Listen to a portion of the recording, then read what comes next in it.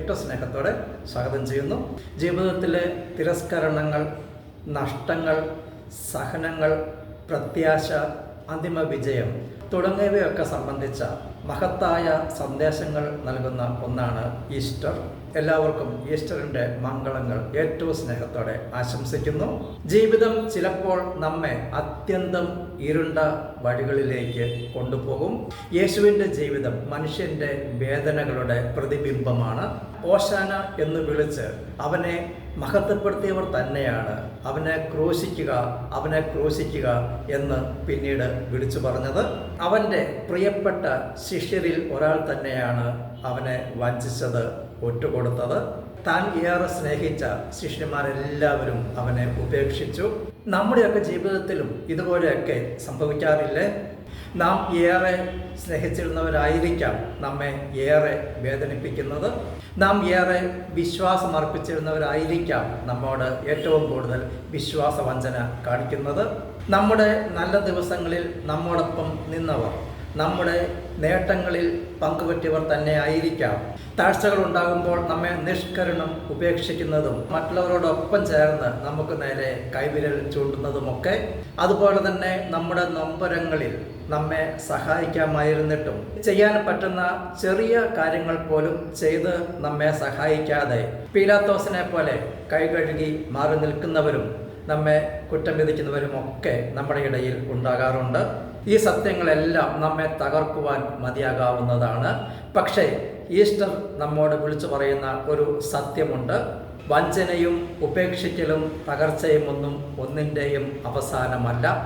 അവയൊക്കെ നമ്മുടെ ഉയിർപ്പിൻ്റെ തുടക്കമാണ് എന്ന കാര്യം യേശുവിൻ്റെ ഒരു ശിഷ്യനായിരുന്ന യൂദാസിലൂടെ മഹത്തായ ഒരു സന്ദേശവും ഈ പ്രപഞ്ചം നമുക്ക് നൽകുന്നുണ്ട്.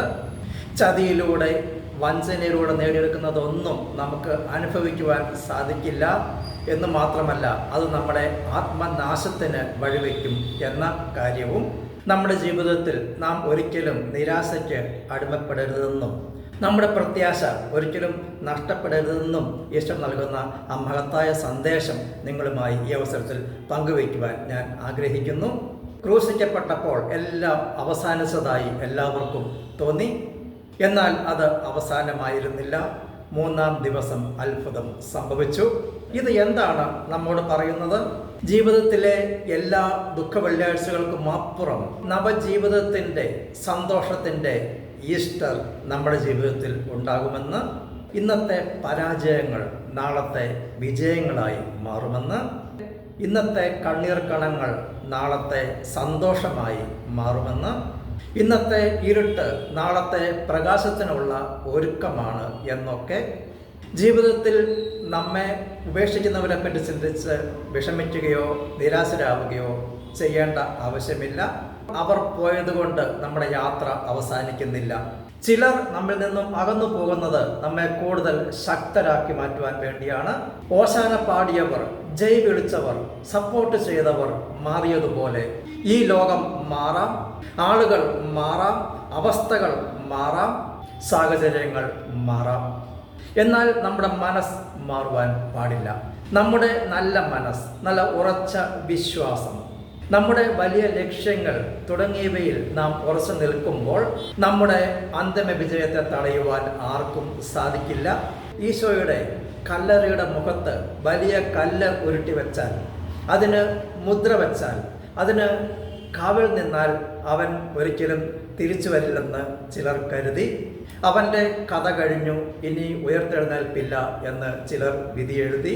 പക്ഷേ ദൈവത്തിൻ്റെ പദ്ധതികൾ മനുഷ്യൻ്റെ കണക്കുകൂട്ടലുകൾക്കും അപ്പുറമാണ്.